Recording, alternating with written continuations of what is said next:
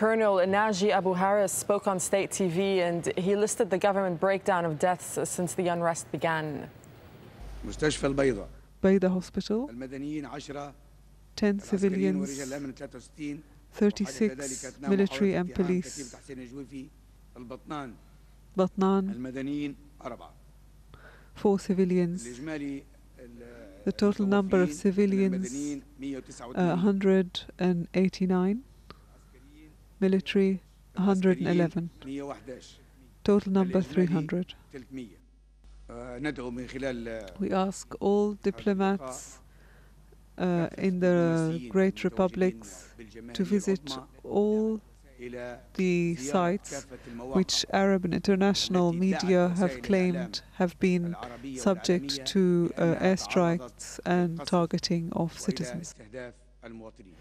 Well, as we've seen, Muammar Gaddafi, he's showing no sign that he's prepared to go, but protesters are still demanding that he vacates his office. Lawrence Lee wraps the events in Libya so far. Having kept mostly silent for day after day, the Libyan leader was suddenly, astonishingly, not short of words on the crisis in his country.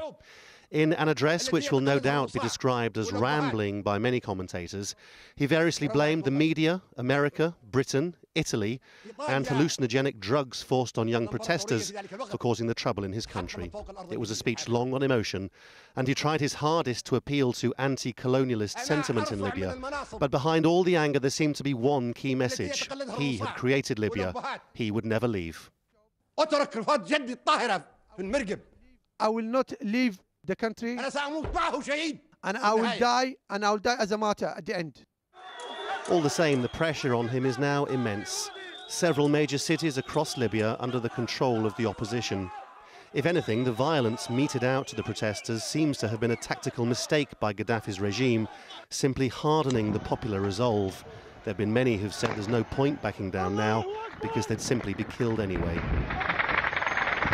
Images of the dead continue to surface, many extremely gruesome, some people torn limb from limb, adding to allegations that the military haven't only been using gunfire, but artillery as well.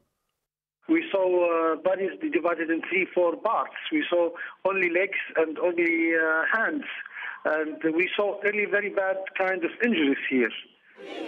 It's also ironic that Gaddafi, who for decades has styled himself as a saviour of the pan-Arab world, appears now so reviled across the region. From Dubai to Baghdad, ordinary Arabs have been expressing solidarity with the uprising, saying they hope the people bring their leader down. I hope they rip him apart in the Green Square. I hope all the Libyan people get him and join together. Libyan people have achieved the impossible, and Libya is about to get rid of this schizophrenic dictator. People are stronger than the tyrants. Outside the allegations of crimes against humanity, there's another crisis somewhere on the horizon. These Egyptian migrant workers fled over the border from Libya, claiming mercenaries were firing indiscriminately. If the violence gets worse, a refugee crisis wouldn't be a surprise. It's unclear from the speech how concerned Gaddafi is about issues like this, though it certainly bothers very large numbers of people across Libya who showed their disgust at the Gaddafi address in the strongest terms. The threats and the pleas for unity were never going to cut any ice with much of a population who have heard it all before for decades. Gaddafi asked the people, if they love him, to take to the streets and take on the greasy rats of the opposition. Otherwise, he said, America could occupy Libya like Afghanistan. Worryingly for the protesters, he also brandished his famous Green Book, pointing out that enemies of the country should be put to death.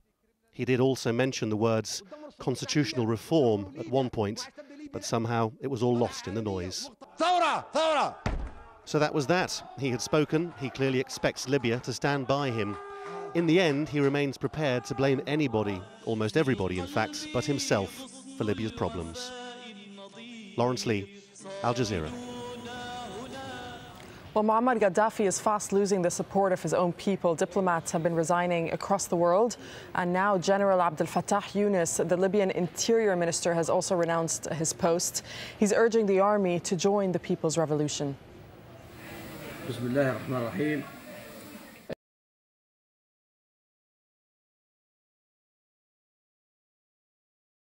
A special announcement for the February 17 revolution. I, General Abdel Fattah Yunus al-Ubaidi, have resigned all my posts in response to the revolution of February 17th, in my total conviction and firm belief that it is faithful and legitimate demands. I urge all the armed forces to be at the service of the people of the revolution of February 17th to help them achieve victory. The Arab League, from its end, has blocked Libya from taking part in the group's meetings. The decision comes after the organization held an emergency meeting in Cairo to discuss the Libyan uprising. The League Secretary General Amr Moussa has already expressed his deep concern over the deadly crackdown on protesters. However, the League stopped short of suspending Libya from the organization. AlJazeera's Shireen Tadros sent this report from Cairo. Well, after a 3-hour meeting, the Arab League issued a statement that's been seen as neither strong in words or action.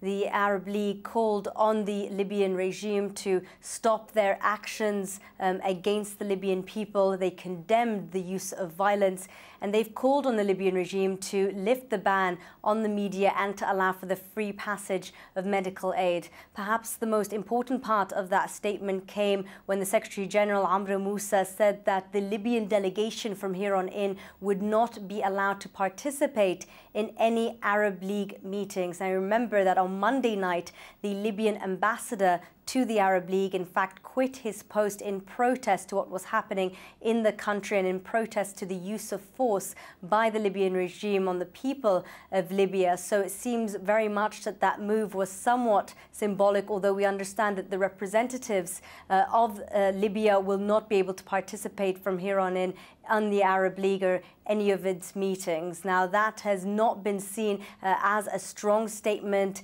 here in Egypt and beyond. We've heard messages from opposition figures in Egypt saying that that was a weak statement. Of course, the members of the Arab League are in fact in a difficult position. Although they can be unanimous in their condemnation of the violence, when it comes to talking about uprisings, well, Yemen, Morocco, Algeria, Bahrain, all of these are members of the Arab League, and they're also experiencing their own uprisings, or at least the start of uprisings in their own country. So it was always going to be a tricky situation for them to issue a statement about the legitimate right of people in the Arab world and beyond to topple their government and to express their want for change.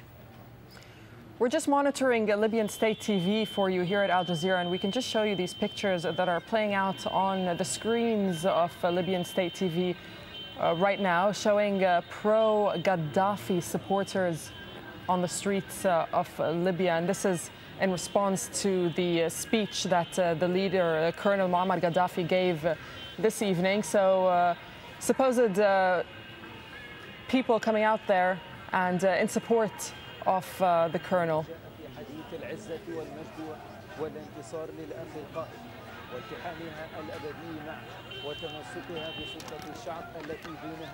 So that's what's playing out right now on the Libyan state television. Well, in the last few hours, the United Nations Security Council has released a statement on the situation in Libya, condemning the use of violence. And for more on that, we can cross to Shihab Ratansi in our Washington News Center. Shihab.